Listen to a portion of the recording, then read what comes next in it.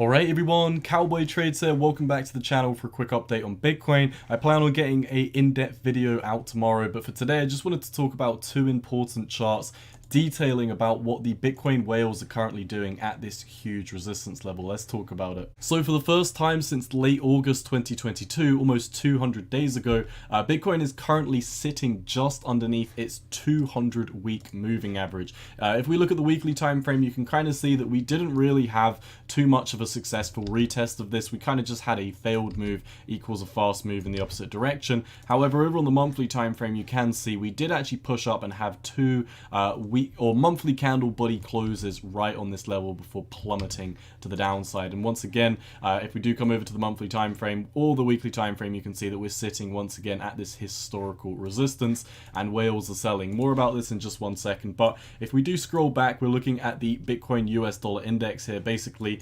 one of the Bitcoin charts with the most amount of trading history all the way back since 2009.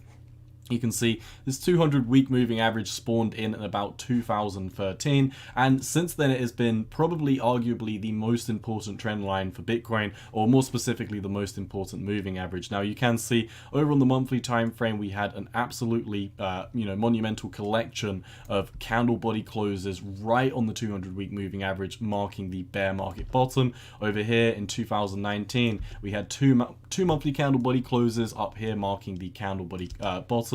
Over here, if we come over to the weekly time frame, you can see during the 2020 Black Swan event, we had weekly candle body closes right on the 200-week moving average. So, this moving average has been absolutely important and detrimental for Bitcoin. But for the first time in Bitcoin's trading history, obviously, once again, it's arguable that we did retest this over in August, but once again, we are breaking beneath this huge level, which has basically been support since 2013. And for the first time, in my opinion, we're having a proper retest of this moving average. Once again, we did retest this on the monthly time frame. We did kind of have a failed move equals a fast move above this on the weekly time frame, but we're having a very clear-cut area of resistance right now sitting at 25,000, and this 25,000 level also lines up with this huge macro top over in this level. So could this be a double top?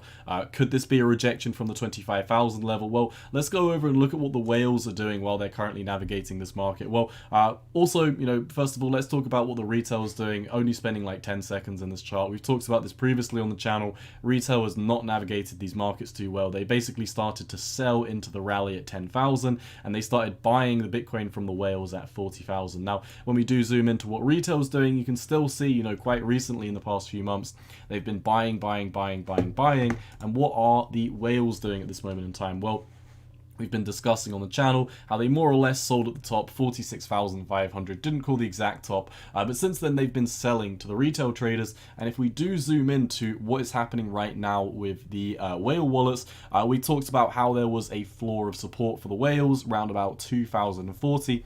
This got taken out when we made new lows around about 2037, 2036 whale wallets, but since yesterday we went from 2036 whale wallets all the way down to 2031, meaning we had a pretty sizable drop off. 5 large Bitcoin whale wallets started to sell into this event. Now, once again, if we do zoom into what is happening with the whale chart, I would just like to highlight, since the all-time high the Bitcoin put in back in November of 2021, this chart has broken down into new lows once again. And this has been a pretty good indicator if you've been following what the whales have been doing this entire cycle. If you've been doing the opposite of the retail traders and following the whales, you would have navigated this market pretty well. And of course, as we have retail traders still buying at this moment in time, / accumulating / sitting on the sidelines, and we've got whales selling to these retail traders who are buying and pumping up the price right now. If we do come over to the Bitcoin ratio of retail to institutional addresses,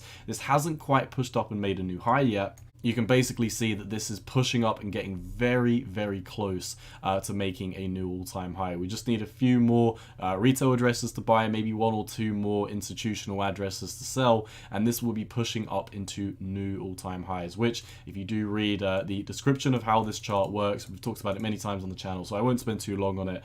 You will obviously know that this is a bearish indicator when the ratio of retail to institutions go to the upside. So, once again, just wanted to get a quick quick video out for you. A couple of reasons why whales could be selling is because we are at this monumental resistance at 25k. We are at this huge level of resistance, which has been huge support previously. The 200-week moving average, arguably one of the most important moving averages for Bitcoin. And also, other reasons. Since the FTX debacle, there's been a lot of regulatory pressure, and quite recently, Binance has been getting the bad edge of the stick on that. Binance is considering pulling back from US partners as the crypto crackdown escalates. And since yesterday, we had another crypto hedge fund known as Galois. I've probably slaughtered the pronunciation of that. But nonetheless, we've had another crypto hedge fund shutting down after losing 40 million to FTX. I'll leave the link to this article down below if you want to read more about it, or you can pause and read through this. But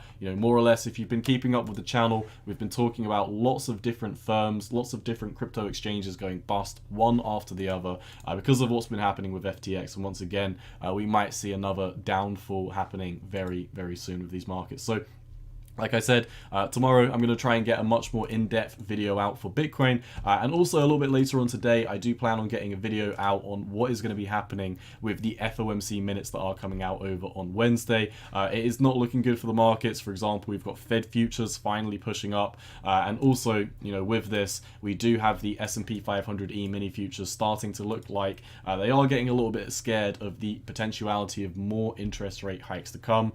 We discussed this chart quite recently on the channel a few days ago, maybe 4 or 5 days ago.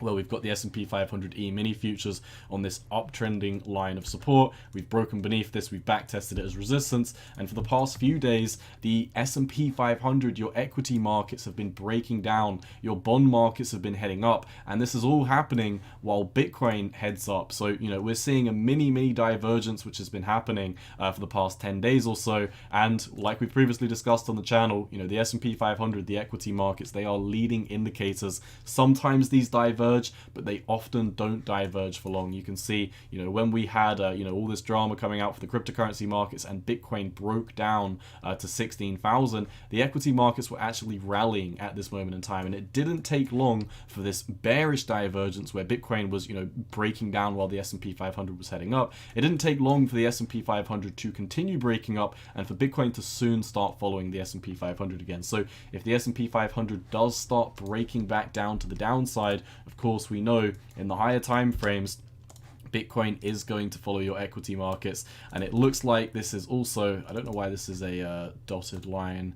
Let's put this back to the normal line. But you can see if we are looking at the S&P 500, we've had a bump and run pattern. So you've got, a bump here, you've got a bump here, and then we started a new trend line. We started running to the upside, and we've broken this trend line. So it looks like we're heading down to around about 4,000, 4,005, 4,006 for the S&P 500. Also, while this is the E-mini futures, you can actually see that the S&P 500, the SPX itself, over on Friday, we gapped down bearish, and we are now beneath this trend line, just like we are over on the E-mini futures. So like I said, I'm gonna wrap up the video here because I don't want to spend too long talking about the things that I want to talk about tomorrow. Tomorrow I plan on getting a in-depth video out for Bitcoin, talking about this divergence that's happening over on the equity markets. I've also got a few video ideas baking, so while I am just busy for the next day or so, this is what I'm gonna have for today. Also, like I said, FOMC minutes video coming out later today. So that's all I've got for you. As always, my friends, if you enjoy the content, let me know down below by leaving a like and a comment, share the videos with your friends, and if you do want more of my post charts memes, head over to my Twitter at 618_cowboy. Come and join the Discord. If you head over to my YouTube, click on the About section, you can see all of my official links from Twitter, Discord, Instagram, and the merch store are down below. For today, that's all I've got. It's been your boy Cowboy Trades. I'm out. Peace.